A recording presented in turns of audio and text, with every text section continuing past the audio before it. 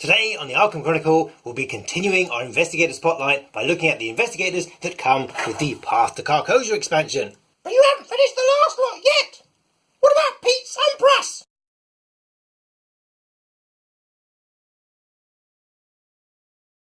Most Dunwich investigators have stats which add up to 12. Pete's only add up to 11, so let's see where this puts him on the leaderboard. Otherwise, he's a real high flyer. Right up at the top there with most of the investigators, second only to Agnes. In terms of the book learning, he is right down there at the bottom. There are only 2 other investigators with a 2 for their intellect score. Fighting wise, he isn't the worst and isn't even the worst survivor, but he's certainly down there in the bottom half. Agility wise, he's not doing too badly, with 3 being the most common score for all the investigators. Most Dunwich investigators have an additional point of health or sanity over core box 1s, but Pete has less. This is made up for by his bonus card. Why don't we call him now? Yeah, boy! His bonus card is Duke, and it is integral to his play style. The first thing to note is that it starts in play, but it is not a permanent card, so it can leave play. This is why he has a cost, so you can buy him back if he does so. Duke is an ally. You can tell he's an ally because he has the ally keyword, but he does not take up the ally slot.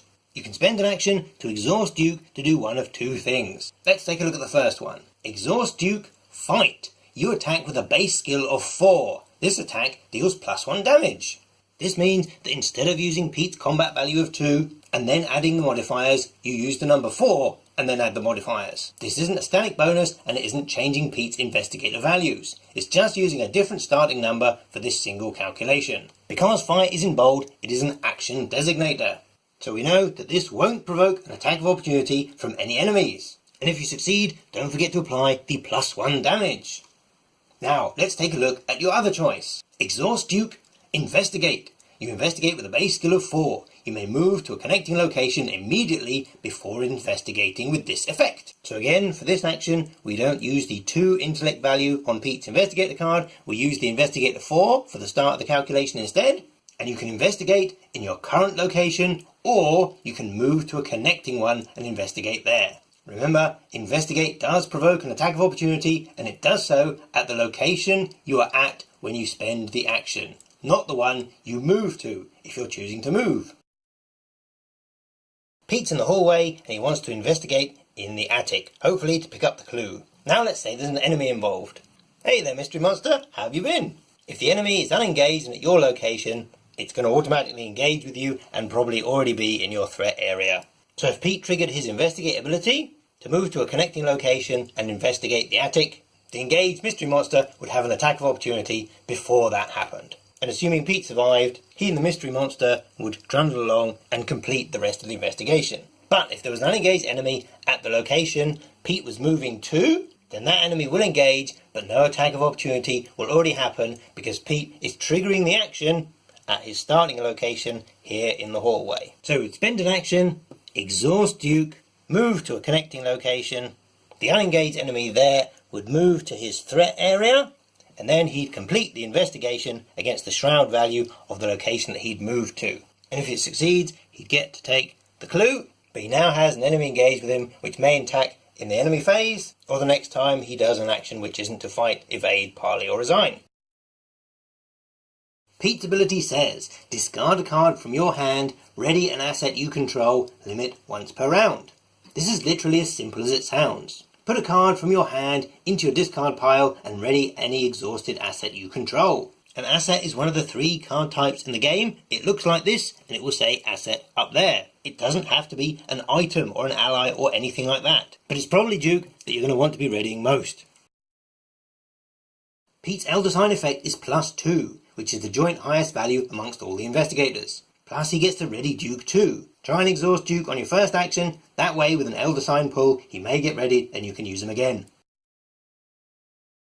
Revelation, exhaust all assets you control and put Racked by Nightmares into play in your threat area.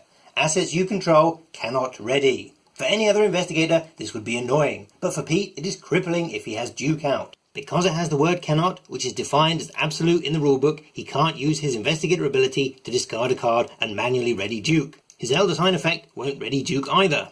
As well as Duke, everything from burglary to scavenging will stay exhausted. New cards entering play will come into play readied, and you're free to exhaust them as normal. If they become exhausted, they won't ready while Racked by Nightmares is in play. But this will only inconvenience cards which have an exhaust effect. Something like Fire Axe, which doesn't need to exhaust to do anything, can be used whether it's readied or it's exhausted. Exhausting a card just means you can't exhaust it again, not that it's out of commission for the rest of the whatever. This weakness is very easy to get rid of though. Just spend 2 actions and it goes to your discard pile. And because it stays in the threat area, any investigator at Pete's location can spend these actions to get rid of it for him. All of the Dunwich investigators are strong in solo play, as they can choose 5 level 0 out of class cards to plug any gaps they may have, or deal with any scenario specific challenges. With Duke starting in play, Pete has a strong fighting and investigating potential, and the ability to have 2 allies in play. His stats are well balanced and he has all his slots free, so he can accumulate all kinds of static bonuses and additional health and sanity. Whilst not exactly a tank, he is well rounded. The free move before investigating is very handy in solo play where you have to get around all the locations yourself. Pete is extremely self-sufficient, and all the ability on his and Duke's cards are designed to benefit him, unlike say Jim with his trumpet, so he's neither a help nor a hindrance to other investigators. He can fight, but not as well as a guardian. He can investigate, but not as well as a seeker. Because Pete is a Dunwich investigator, he can't take any experienced cards outside the survivor class, but he does have access to all of the red cards. Will to Survive is a very powerful card, as ignoring the Chaos Bag with its negative modifiers and terrifying symbols can literally be a lifesaver. But it is expensive, not just in experience, but in resources to play it. Think carefully. Pete's evasion of 3 is average, but don't forget that another investigator can do the evading part, so if he finds himself with Skids or Wendy who like to evade, this can be handy. Pete can take lucky, so he absolutely should. Whether you want to upgrade it right away is up to you. If you are regularly discarding cards to ready Duke, then you will need some way of refilling your hand, and this passive draw is excellent. Aquina is very expensive, and her base version in the core set needs more than 1 enemy at your location in order to work. Maybe give this version a miss. Pete Silvestre, that big man on campus, has a great talent as a bottomless horror sponge. And he is the only ally currently to offer dual static bonuses, bringing Pete's agility up to 4. As Pete doesn't use any slots, Bulletproof Vest or the Elder Sign Amulet are solid choices. But don't forget that Leather Coat is free. Pete is a drifter. He literally has no one he synergizes with. So, if you want to play him, then do it regardless of your other players' choices.